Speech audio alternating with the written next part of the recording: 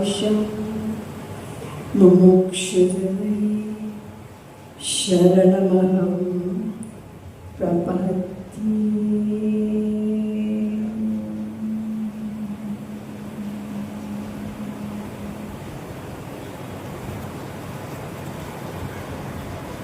आनंद कंद सच्चिदानंद श्री कृष्ण चंद्र चरणारविंद मकरंद मिलिंद महानुभाव।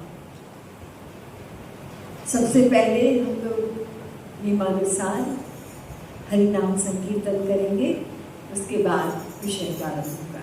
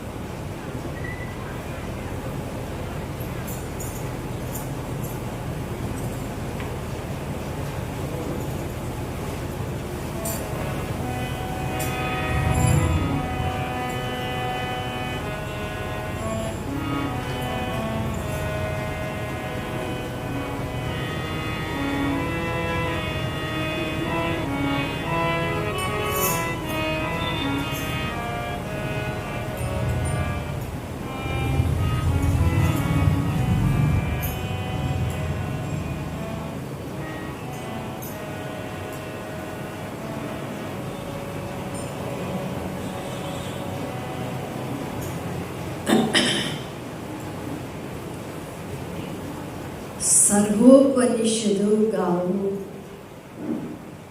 दुग्धा गोपालनंदन पार्थवत्स सुधीर्भूता दुग्धाम गीतामृतम महत्। समस्त उपनिषदों का ये अमृत है, ये भगवत गीता। इसको गाय का रूप देते हुए निरूपण किया और इस गाय को दुहने वाले जो ग्वाला हैं वो हमारे नंद नंदन श्री कृष्ण चंद्र हैं। तो गीता रूपी अमृत का पान करने के लिए हम लोग यहाँ आए हुए हैं। तो सबसे पहले जगत गुरु श्री कृष्ण, क्योंकि आदि जगत गुरु तो वही है ना, कृष्णम वंदे जगत गुरु, तो उनके चरणों में हम प्रणाम करेंगे और शरणागत भाव से आगे उनके द्वारा दिया हुआ समस्त संसार को जो अद्वितीय दिव्य उपदेश है उसका हम लोग श्रवण करेंगे।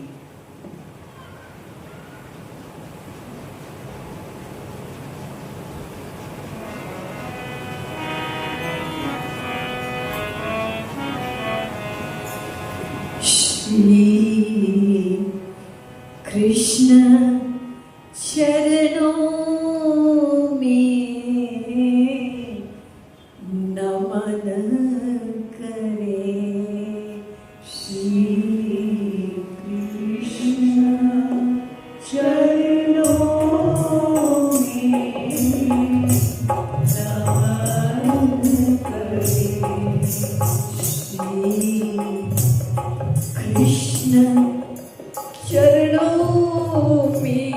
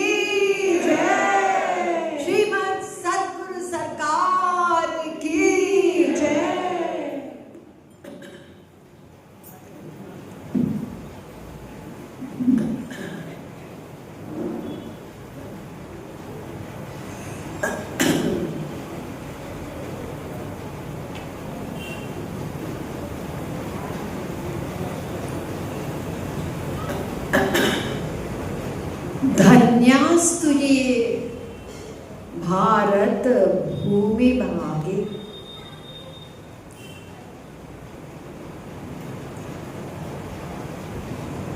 हम लोगों का परम सौभाग्य है कि इस भारत भूमि में हम लोगों का जन्म हुआ।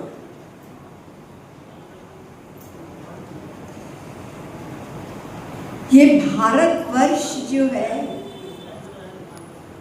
ये विश्व का आध्यात्मिक गुरु है।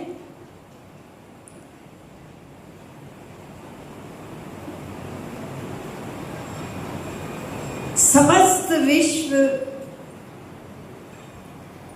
हमारे इस भारतवर्ष को आध्यात्म के मामले में जगत गुरु मानता है।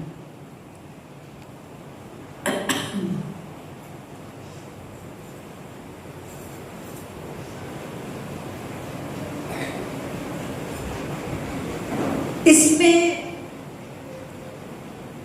जो सनातन धर्म में ग्रंथों का तो अंबार है, लेकिन सबसे अधिक प्रसिद्धि जो हुई है आज तक वो है भगवत गीता की।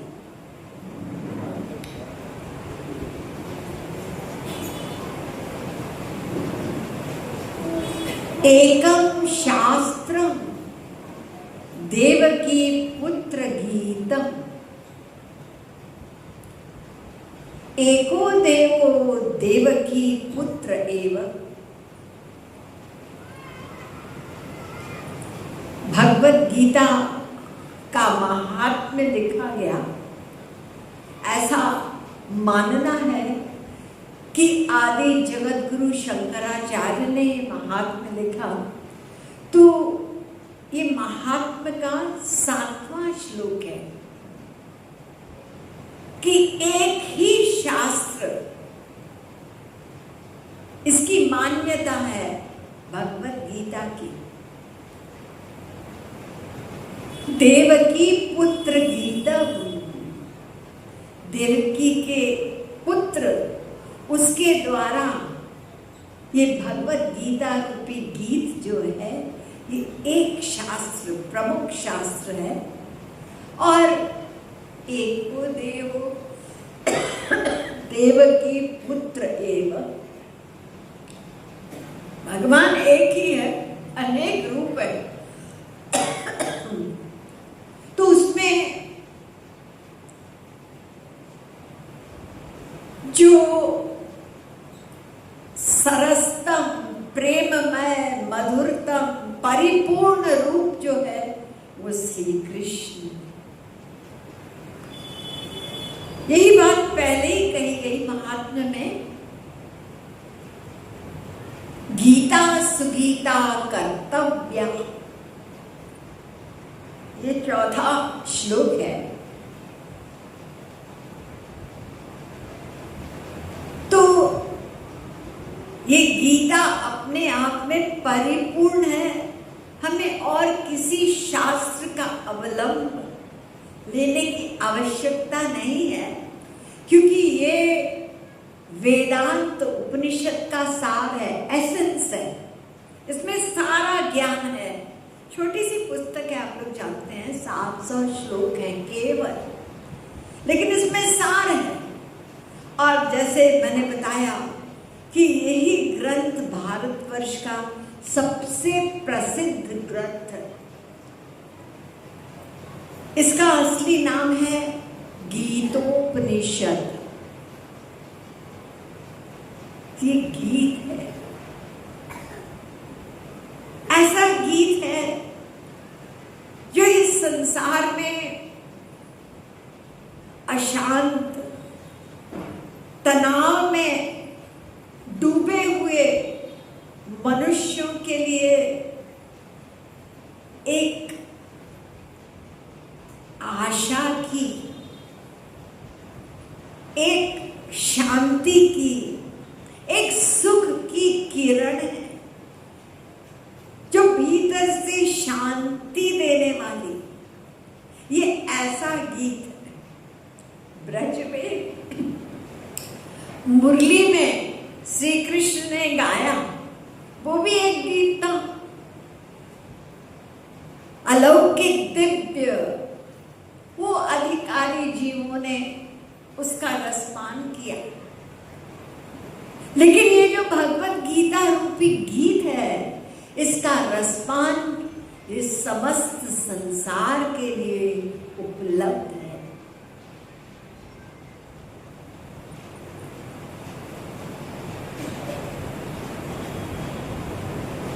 तो कितने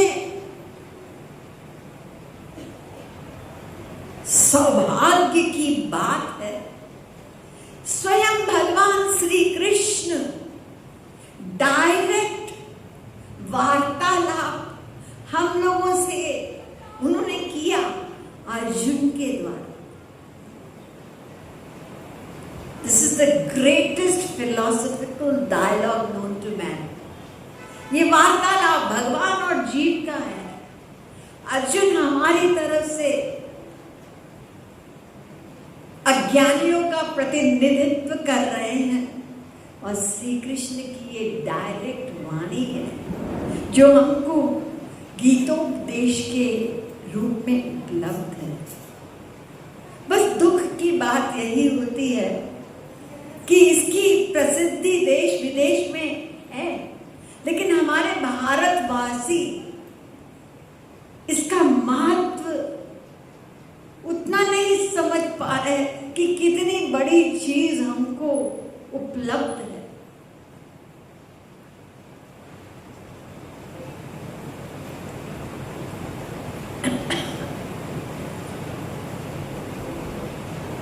महात्मा गांधी इंग्लैंड गए हुए थे, तो वहां पर जो सबसे बड़ी लाइब्रेरी थी लंदन में, वहां गए और उन्होंने वहां के लाइब्रेरियन से पूछा, यहाँ पर कौन से ग्रंथ को सबसे अधिक तुम इश्यू करते हो, बताना जरा। तो उसका जवाब था कि सबसे अधिक ग्रंथ जो इश्यू हुआ है, तमाम धर्म है, सब बुक अवेलेबल है, लेकिन सबसे अधिक लोगों ने गीता को उन्होंने लाइब्रेरी से इश्यू करवाया।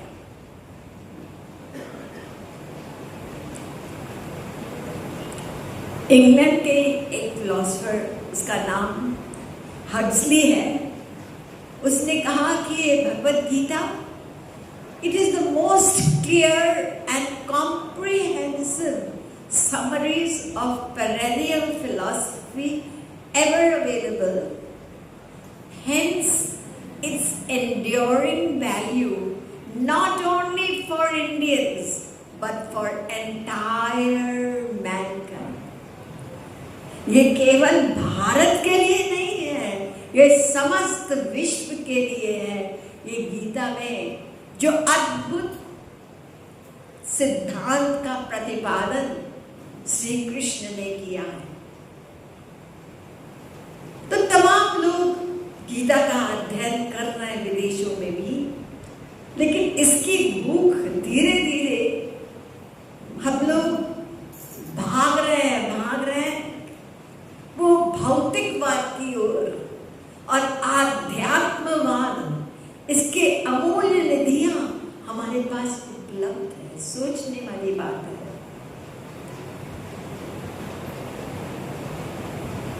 देखिए, दो प्रकार का ज्ञान होता है, एक अपर विद्या, एक पर विद्या, and one is a lower knowledge and one is higher knowledge. ये जो आजकल हाई तौबा मची हुई है भौतिक ज्ञान की, सबके घरों में मैं देखती हूँ, पढ़ाई है, एग्जाम है, उसमें माँ बाप को भी एग्जाम उसी में लपेट लिया है और उसी को सबसे अधिक इम्पोर्टेंस दे रहे हैं। ये लोअर पढ़ाई है, और जो हायर पढ़ाई है उसका हमने महत्व नहीं समझा। वो तो हमारे साथ रहेगा मरने तक, इस संसार में रहने के लिए यही तो उपदेश दिया श्री कृष्ण ने। गीता के द्वारा उन्होंने समस्त मानव जाति को ये ज्ञान दिया कि हम इस संसार रूपी युद्ध के मैदान में किस प्रकार से अपने मन को संतुलन रख के और सदा के लिए कर्म बंधन से, सदा के लिए दुख से, इस 84 से हम लोग छुटकारा पा सकते हैं। तो ये श्रेय ज्ञान है, this is the higher knowledge. इसके बिना सब नॉलेज जीरो है। अगर आध्यात्मिक ज्ञान हमको प्राप्त हुआ तो उसके द्वारा सारा ज्ञान अपने आप हमको प्राप्त हो जाएगा। हम परिपूर्ण हो जाएंगे ज्ञान में, सही सही अगर ज्ञान प्राप्त किए। और भौतिक ज्ञान में तो भौतिक ज्ञान में एक सब्जेक्ट हमने उठाई, मान लीजिए कोई लॉ कर रहा है, तो लॉ करने में कितना सीमित ज्ञान है उस लॉयर का। अगर वो क्रिमिनल लॉयर है, टैक्स लॉयर है, उसको केवल अपने उस एरिया तक ज्ञान सीमित है, वो भी किताब पढ़ पढ़ के, वो भी परिपूर्ण है, ये बुरा हाल है। लेकिन उसी को हमने महत्व दे दिया और बड़ी बड़ी चीजें जो हम इस भारतवासियों को उपलब्ध है वो हमारे हाथ से निकलती जा रही है। तो ये भगवत गीता, ये सबसे प्रसिद्ध ग्रंथ और ये स्वयं पूर्णतम पुरुषोत्तम ब्रह्म श्री कृष्ण गोविंद के मुखारविंद से दिव्य वाणी वो निसृत हुई है। गीता का प्रारंभ होता है अर्जुन के अज्ञान से, यानी अर्जुन अपनी मनोदशा, तनाव, अशांत, भ्रम में पड़ा हुआ हूं, तो इस अवस्था को श्री कृष्ण के समक्ष व्यक्त किया उन्होंने। और अंत कहाँ है? प्रारंभ हुआ भ्रमति वच में मनः और एंड हुआ नष्टो मोह स्मृति लब्ध्वा तत्प्रसादान मया चिदये। 18वें अध्याय का 73वां श्लोक।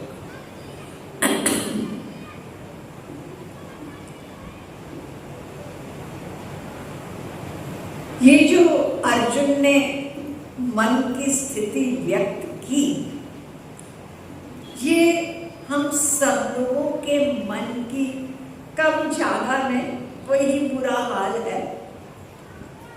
तो उसके लिए श्री कृष्ण ने जो उपदेश दिया, जिसके द्वारा कि अर्जुन को उन्होंने गारंटी दी मोक्षयिष्यामि मा शुचा, और अर्जुन ने स्वयं एडमिट किया कि हाँ मेरा मोह नष्ट हो गया। तो अब इतना सा प्रश्न है जो हमको समझना है कि अर्जुन ने क्या किया, श्री कृष्ण ने उसको क्या उपदेश दिया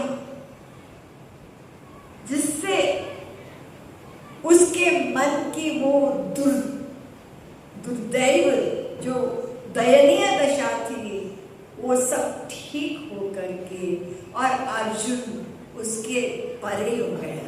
बस ये हमको समझना है, हमको कोई उसका अध्ययन नहीं करना है चैप्टर वाइज। यही हो रहा है, पहले चैप्टर का आज स्टडी होगी, फिर सेकंड चैप्टर की होगी, थर्ड। क्या हम डिग्री तो करने नहीं आए हैं गीता पर, और संभव भी नहीं है। बस चल रहा है कि लोग गीता को पढ़ते हैं, स्टडी करते हैं, फिर एक ट्रेंड बन गया है पढ़े लिखे लोगों में, स्टडी ग्रुप्स बन जाते हैं और स्टडी ग्रुप्स में 10-20 जो भी लोग हैं वे इकट्ठे हो जाते हैं और उसमें जो एक है जिसको थोड़ा सा ज़्यादा नॉलेज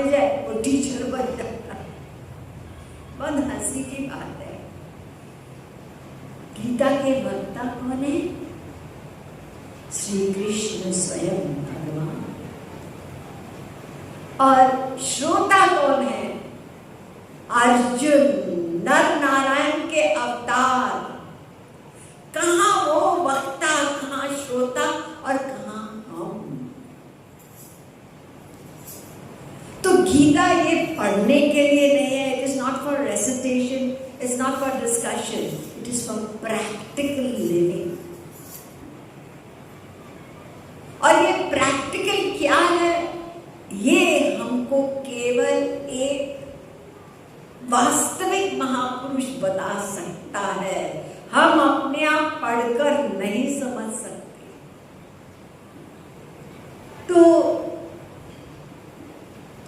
इसी भगवद गीता पे हजारों कमेंट्री है, हजारों, अलग अलग भाषाओं में भी है। और इसके अलावा तमाम लोगों ने इस एक छोटे से 700 श्लोक के ग्रंथ का अपने अपने हिसाब से अर्थ किया है। अधिकांश रूप से आप लोग जानते ही है ना, अगर भगवद गीता का नाम आएगा तो लोग कहेंगे गीता में तो कर्म लिखा है कि नहीं? मैं ठीक बोल रही हूँ? यही तो कहते हैं। और का ये डिसीजन कैसे हुआ? ऐसे हुआ कि अर्जुन ने अपने कर्तव्य यानी युद्ध करने के लिए, क्षत्रिय है ना, तो उन्होंने कहा मैं युद्ध नहीं करूंगा। श्री कृष्ण से प्रारंभ यही से होती है ना, युद्ध के मैदान में गए हैं और वहां जो कुछ हुआ तो उन्होंने हाथ खड़े कर दिए, आई एम सॉरी, मैं नहीं युद्ध कर सकता। और फिर गीता का एंड क्या हुआ? ये हुआ, अर्जुन ने युद्ध किया। आप लोग जानते हैं महाभारत का युद्ध हुआ और अर्जुन ने युद्ध किया। तो हमने ये डिसीजन कर लिया कि गीता कहती है कर्म करो, हम अपना कर्म करते हैं। और उस कर्म के अंतर्गत हम लोग क्या क्या जोड़ते हैं, क्या क्या छोड़ते हैं, ये हम ऊपर निर्भर है, जो हमको सूट करता है। जिसकी बात माननी है तो ये हमारा कर्म है, जिसकी नहीं माननी है तो हम कोई ना कोई बहाना बना लेते हैं। और इसी कर्म में दुनिया भर का हमारी किटी पार्टीज और ये सब इंक्लूडेड है। हम तो कर्म ही कर रहे हैं, ये सब ट्रेंड है, हम ये करेंगे। अधिकांश कमेंट्री में यही है कि गीता में कर्म का निरूपण है। लेकिन आप जानते हैं कर्म में अनेक भेद गोविंद राधे, कर्म अकर्म विकर्म बता दे। आप तो एक ही शब्द जानते हैं, कर्म। अधिकांश लोग यही जानते हैं, कर्म शब्द। लेकिन गीता में केवल कर्म शब्द नहीं है, इस गीता में विकर्म भी आया है। इसी गीता में अकर्म, जिसको कर्मयोग कहते हैं, वो भी आया है। और गीता में आप लोग पढ़ लीजिए, कर्म संन्यास शब्द भी आया है। देखिए कितने प्रकार के कर्म हो गए, पर हमने तो बस एक पकड़ लिया, कर्म बताया। तो कुछ लोगों ने अर्थ किया ना ना ना, गीता में ज्ञान योग बताया गया है, तो किसी ने कहा ना सांख्य योग बताया गया है, तो किसी ने कहा भगवद गीता में भक्ति योग बताया गया। अनेक अर्थ कर डाले लोगों ने। ये होगा ही होगा, क्योंकि जिसकी जैसी चित्त प्रवृत्ति है और अंडरस्टैंडिंग है, नॉलेज है, वो अपने हिसाब से अर्थ करता है। एक श्लोक है, विवेक्यल्प श्रुता वेदो मामयम प्रहविष्यति। शास्त्र अज्ञानी, हम जैसे अज्ञानियों से डरता है। क्यों? क्योंकि असली अर्थ का अनर्थ कर लेंगे और लोग कंफ्यूज हो जाएंगे। लिखते तमाम लोग हैं, हर पीपल जिन्होंने गीता के ऊपर कमेंट्री, किसी ने हिंदी में, किसी ने गुजराती में, किसी ने सिंधी में, सब लिख रहे हैं।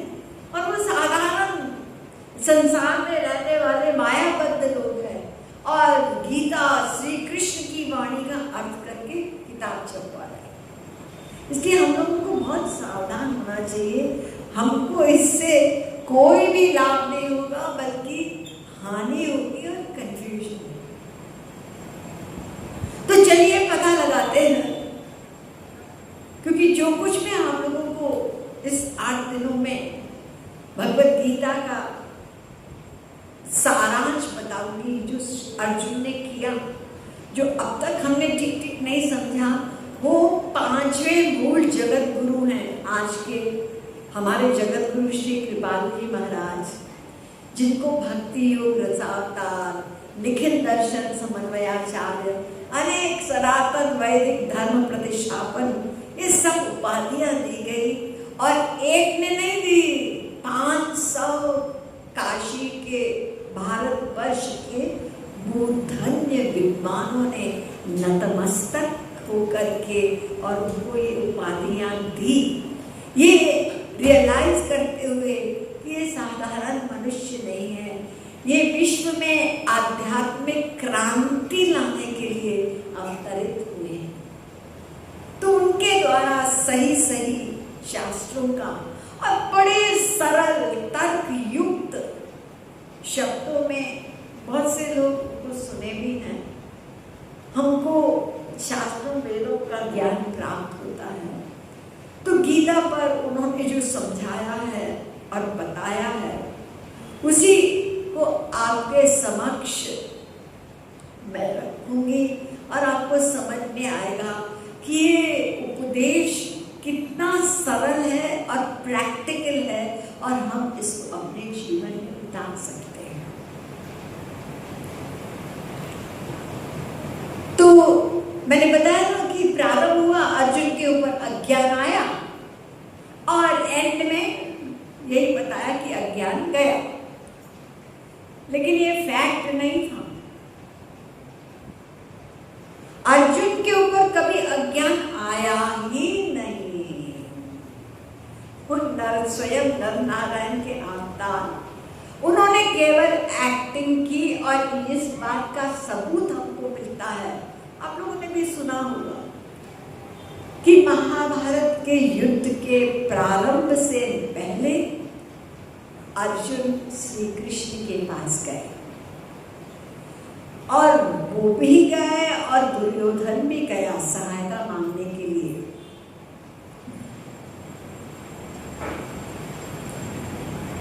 श्री कृष्ण लेटे हुए थे, एक्टिंग कर रहे थे, आंखें बंद करके, मैंने किसी को नहीं देखा। वो दोनों आके बैठ गए। जो घमंडी था दुर्योधन, वो कहाँ बैठे? श्री कृष्ण ठाकुर जी के सिराने के पास। और अर्जुन वो भक्त हैं, श्री कृष्ण के दास भी हैं, सखा भी हैं, तो वो सीधे जाके श्री कृष्ण के चरणों के पास उन्होंने अपना स्थान ग्रहण कर लिया। जब श्री कृष्ण ने आंख खोली तो ये नेचुरल है, जो सामने होगा वही तो दिखेगा, जो उनके सिर के पास बैठा है वो कहाँ दिखेगा। तो आंख खुलते ही, अरे अर्जुन तुम यहाँ कैसे आ गए? तुरंत दुर्योधन, मैं भी आया हूँ। अच्छा अच्छा, तुम भी, अब मैंने नहीं देखा, कहिए आप दोनों मेरे पास इतनी दूर द्वारका कैसे आए हो? मैं आप लोगों की क्या सेवा करूं? तो दुर्योधन ने कहा, आप जानते ही हैं कि महाभारत का युद्ध होने जा रहा है। श्री कृष्ण ने बहुत कोशिश की युद्ध रोकने के लिए, गए थे, आप लोग जानते हैं ना, कौरवों की सभा में संधि कराने के लिए, और दुर्योधन ने एक नहीं सुनी। उन्होंने कहा, 5 गांव दे दो, तुम्हारे भाई तो हैं, 5 गांव दे दो। 5 गांव? मैं तो एक सुई के बराबर भी जमीन नहीं दूंगा तुमको।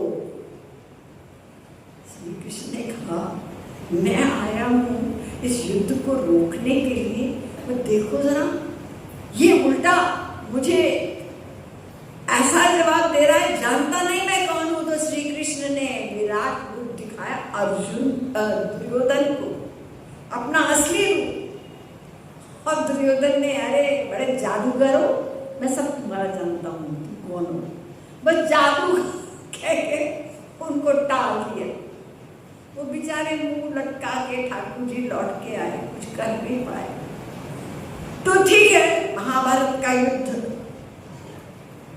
उसकी सारी तैयारी हो गई। तो दुर्योधन ने कहा कि हम लोग सहायता मांगने के लिए आए हैं। अच्छा ठीक है, मैं सहायता करूंगा। तो सुन लो, एक तरफ मेरी सारी 18 अक्षौहिणी सेना होगी और एक तरफ मैं रहूंगा। और मैं रहूंगा लेकिन मैं युद्ध नहीं करूंगा, मैं कोई शस्त्र नहीं उठाऊंगा, बस साथ ही रहूंगा। तो तुरंत बोल पड़े अर्जुन, मुझे आप चाहिए।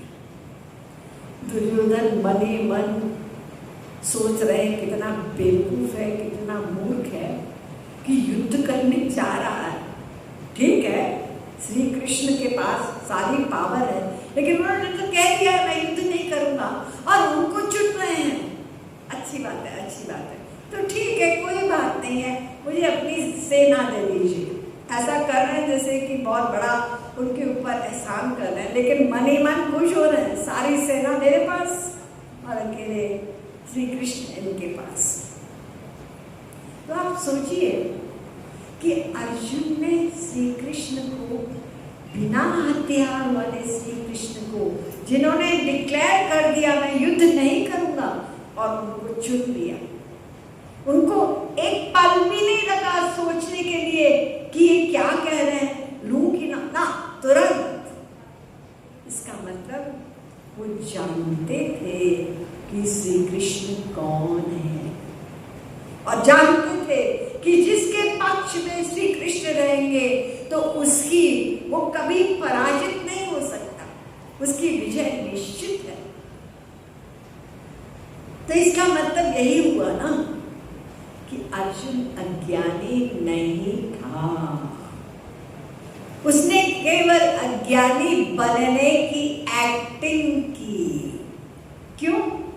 हम लोगों की तरफ से, ताकि हमको श्री कृष्ण के मुखारविंद से ये अद्वितीय भव्य गीता का उपदेश मिले, जो 5000 वर्ष पहले तो दिया गया था, लेकिन आज भी उसका उतना ही लाभ मिलता है और सदा के लिए, युग युगांतर तक के लिए जीवों को इस गीता के द्वारा मार्गदर्शन प्राप्त होगा। ये समस्त मानव जाति के लिए है और समस्त काल के लिए। नोट कर लीजिए, ये दिव्य उपदेश ये कोई पुराना नहीं है, हमारा ये मॉडर्न, आजकल ये चल गया है, this is the modern spirituality. Modern, ये सब गीता पर, इन्हीं शास्त्रों पर आधारित है।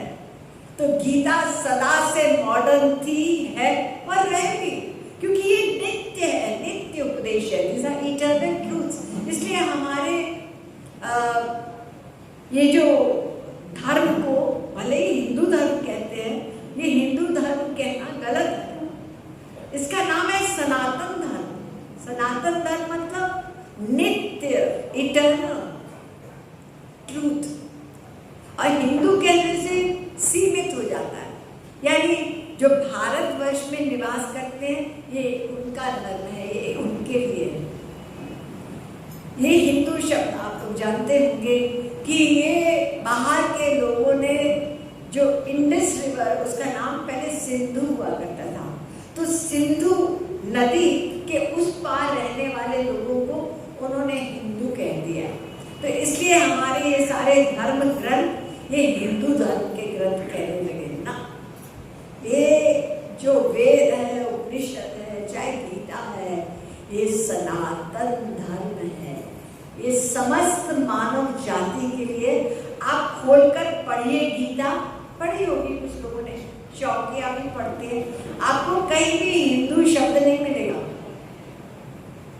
जब है ही नहीं। ये तो आत्मा वाला धर्म है, और आत्मा न हिंदू होता है, न मुसलमान होता है, न क्रिश्चियन होता है, ये तो मुझसे परे है। तो इसलिए ये Bhagavad Gita, it is for all people at all times. अब चलिए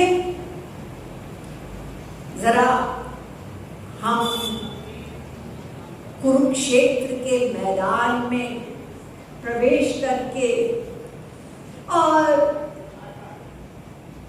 उस इतिहास को देखते हैं कि उस समय कैसे प्रारंभ हुआ।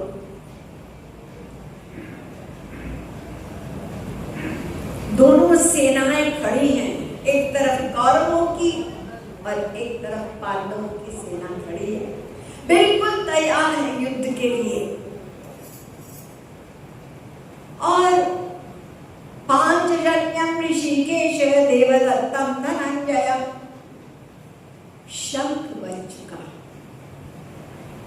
श्री कृष्ण का शंख, उसका नाम है, ये कोई साधारण शंख नहीं है, दिव्य।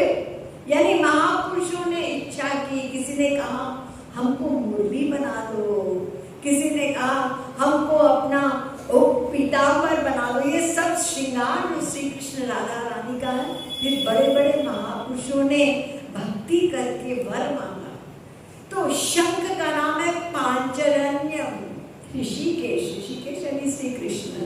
और देवदत्तम धनंजय, धनंजय अर्जुन, उनके शंख का नाम धनंजय। यानी इस तरफ से भी शंख बजा कि अब युद्ध प्रारंभ होगा, और उस तरफ से भी बज गया। बस अब प्रारंभ होने जा रहा। देखिए उस समय के युद्ध में और आज के युद्ध में कितना बड़ा अंतर है। आज के युद्ध में बस दगाबाजी से काम चलता है, जब किसी को पता ना हो हमला कर दो। रोज ही पढ़ते हैं हम, अभी कश्मीर में हुआ, कहाँ होता है। ये कोई मतलब यहाँ पे कोई ईमानदारी नाम की चीज नहीं रही, चल कपट दाम पेच। और उस समय ऐसा नहीं था। आप सोचिए कि जैसे कोई रेस होती है ना, तो रेस में बोलते हैं ना 1 2 3 गो, तब शुरू होती है। ऐसे ही वहां पे शंख बजा, अब युद्ध प्रारंभ ही होने जा रहा है। और अर्जुन ने श्री कृष्ण से कहा, सेनयोरुभयोर मध्ये रथम स्थापयामेच्युत। कृष्ण रथ ले चल। दोनों सेनाओं के बीच में पहले अध्याय का 21वां श्लोक। ये नहीं कहा ले चलिए, अरे सारथी बने। प्रारंभ से लेके अंत तक भगवत गीता में भक्ति है। प्रारंभ तो भक्ति से ही हुआ। बताओ, पूर्णतम पुरुषोत्तम सर्वशक्तिमान सर्वेश्वर भगवान श्री कृष्ण, और यहाँ अपने सखा के लिए और एक दास का रोल कर रहे हैं। यानी सारथी तो दास हुआ ना। ठाट से श्री कृष्ण बैठे हैं रथ में पीछे, और वो बेचारे हमारे भगवान वो रथ हाँक रहे हैं।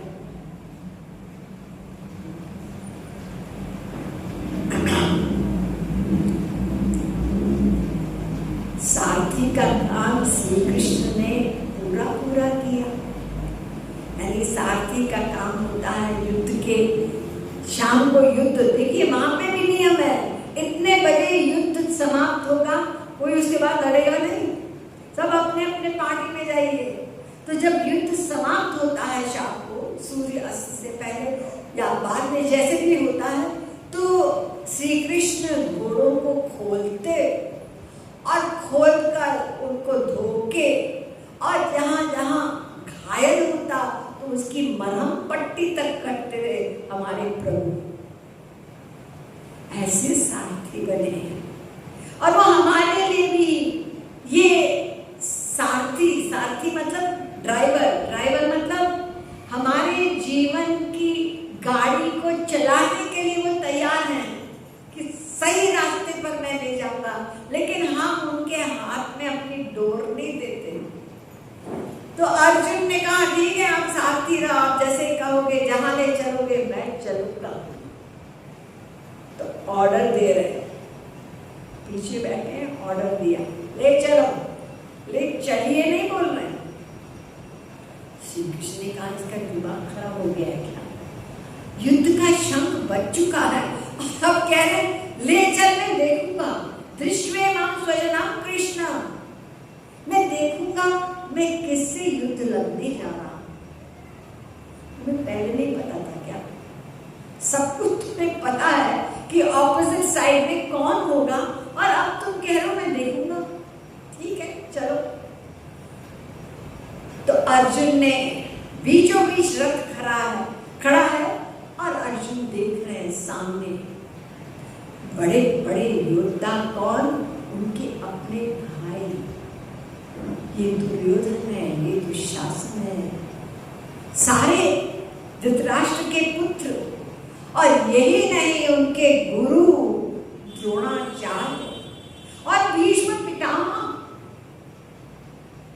सबको देख करके अर्जुन की हालत खराब हो गई, पसीना पसीना हो गए।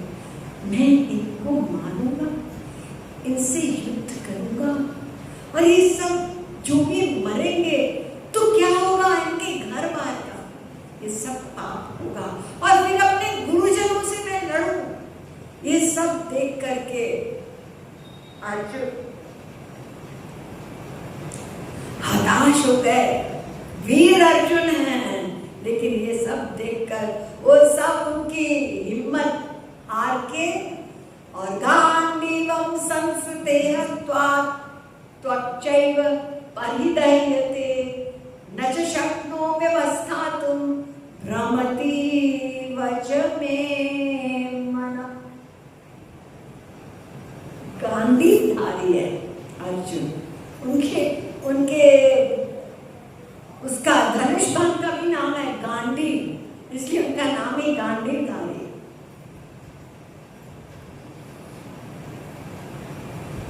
तो श्री कृष्ण से कांपते हुए शब्दों से बोल रहे हैं, हे श्री कृष्ण, मेरी सारी त्वचा जल रही है, मैं कांप रहा हूं, मेरे सारे रोए खड़े हैं, और मेरा मन भ्रमित है, कंफ्यूजन में है कि मुझे क्या करना चाहिए, ये युद्ध लड़ना चाहिए कि नहीं। और नकांक्षे विजयम कृष्ण, 30वें श्लोक में अपनी दुर्दशा व्यक्त करते हुए, अपना भ्रम व्यक्त करते हुए, फिर आगे अर्जुन कहते हैं नकांक्षी विजय कृष्ण न च राज्यम सुखानि च। तुम अगर कहते हो कि युद्ध करोगे तो तुम अगर जीत जाओगे तो तुमको राज्य मिलेगा। तो मैं आपको पहले से बता दूं कि मुझे कोई राज्य नहीं चाहिए। मुझे पता है कि इस संसारी राज्य में सुख है ही नहीं, तो फिर मैं क्यों लड़ूं? और ये सब कहते कहते ये पहला अध्याय है, उसका एंड होता है एवं उक्त्वा अर्जुनास्त्वंख्ये रथोपस्थ उपाविशत् विसृज्य सशरं चापं शोक संविघ्नमानसः।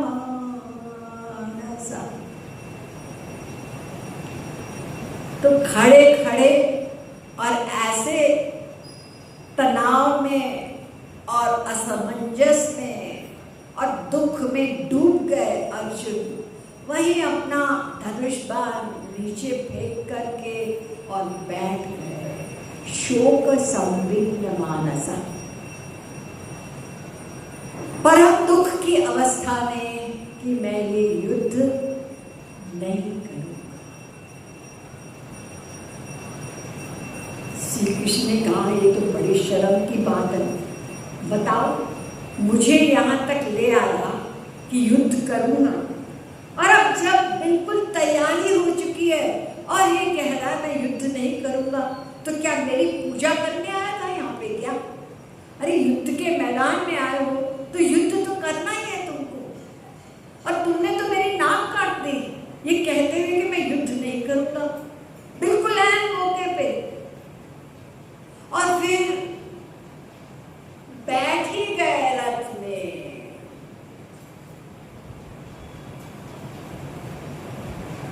तो ये जो हम लोग सुन रहे हैं अर्जुन के मन की अवस्था, ये अशांत, ये तनावपूर्ण, ये कंफ्यूजन, क्या अच्छा क्या बुरा, मुझे क्या करना चाहिए,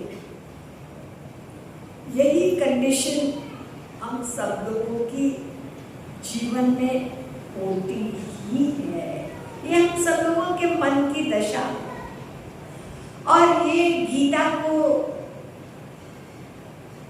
दार्शनिकों ने कहा है कि this is a medicine chest, यानी ये दवा का एक समझ लो एक अलमारी है दवा की, ये गीता का ज्ञान। तो उसमें से आप उसकी मेडिसिन खाइए, इस गीता रूपी दवा की, और आप ठीक हो जाओगे। तो मन तो सबका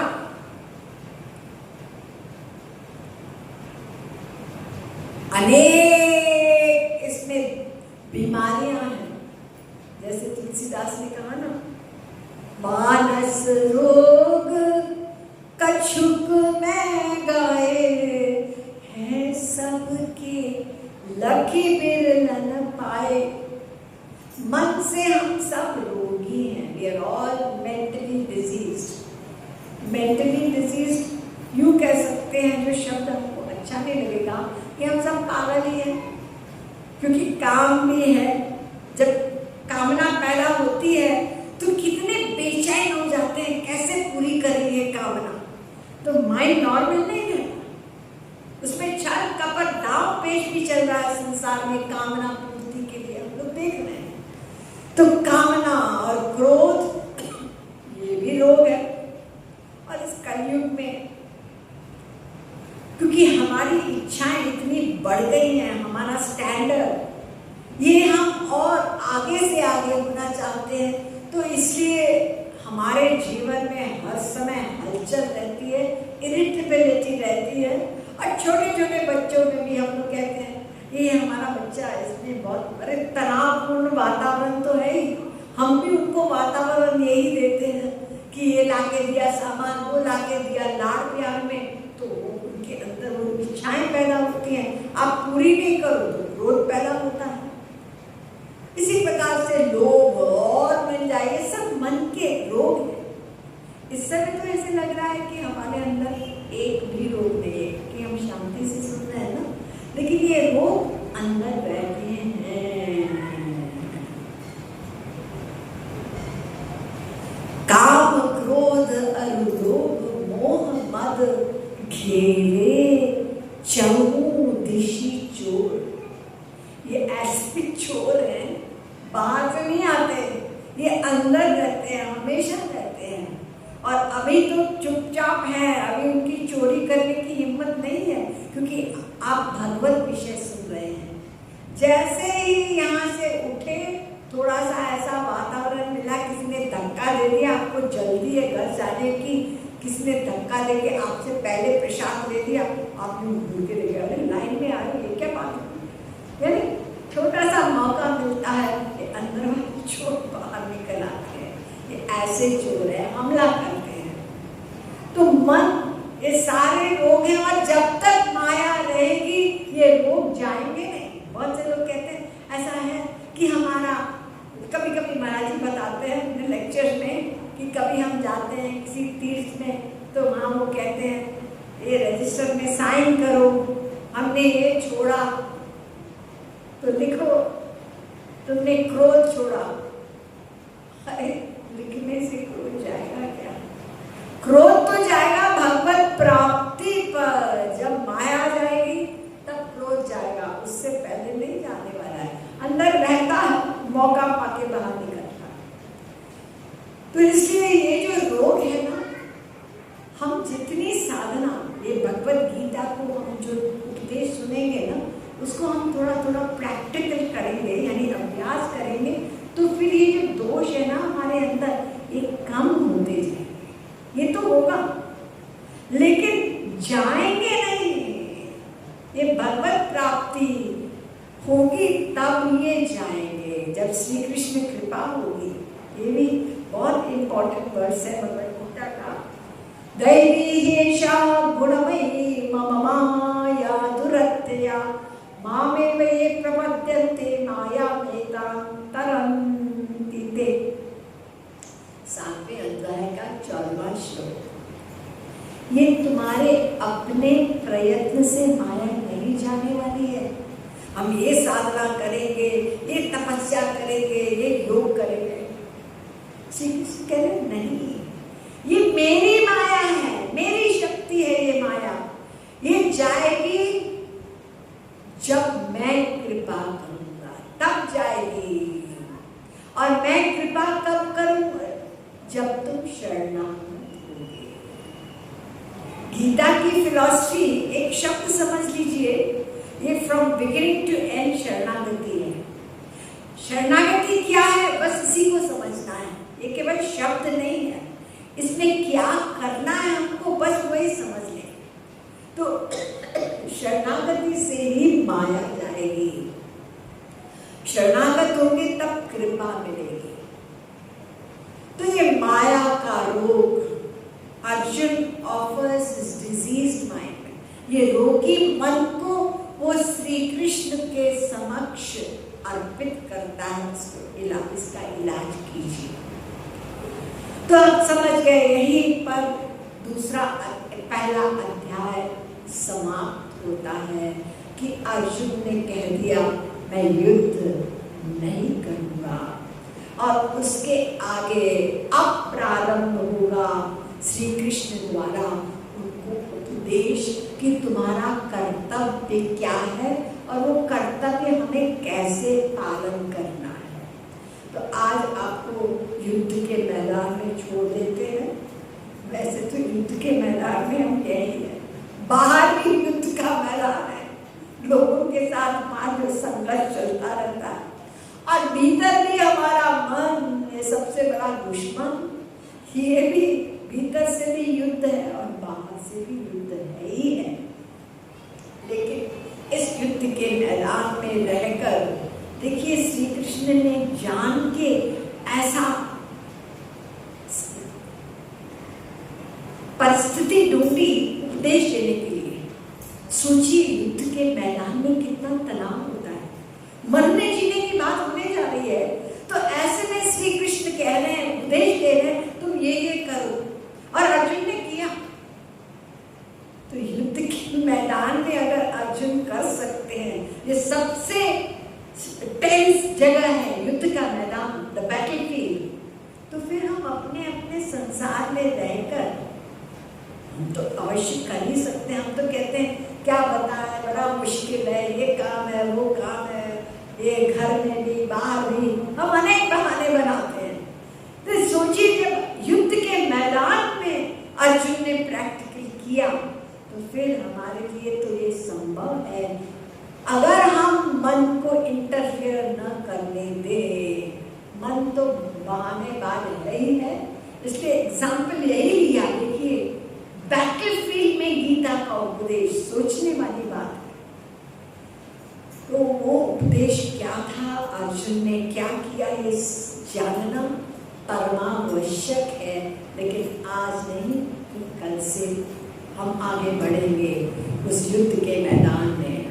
बोलिए भक्ति योग रसावतार जगत गुरुतम श्री कृपालु महाप्रभु की जय।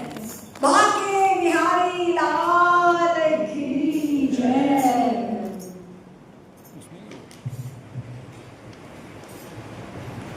तो ये संकीर्तन करेंगे, उसके बाद आरती होगी। हाँ, समय रहता है, क्योंकि कंसंट्रेशन किसी भी व्यक्ति की, ये एक रिसर्च की गई है कि टीवी सीरियल के लिए या पिक्चर के लिए कंसंट्रेशन हमारी 2-3 घंटे हो जाएगी, लेकिन आध्यात्मिक विषय के लिए जो बताया जाता है कि आधा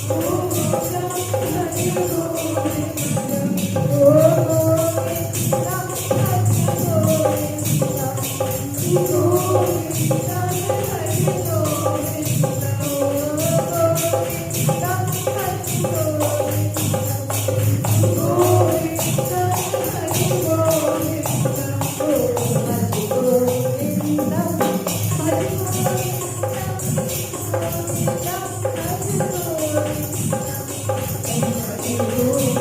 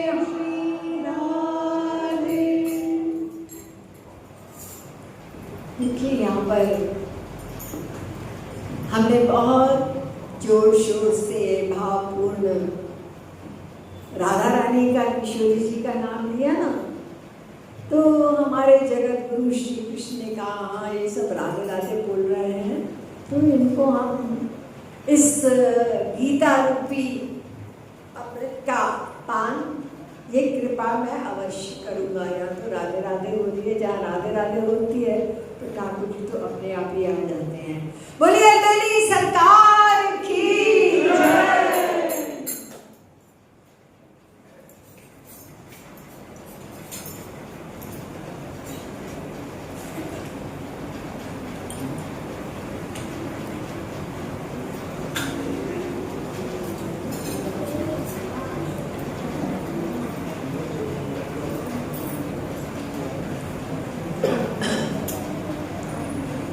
आरती की करेंगे।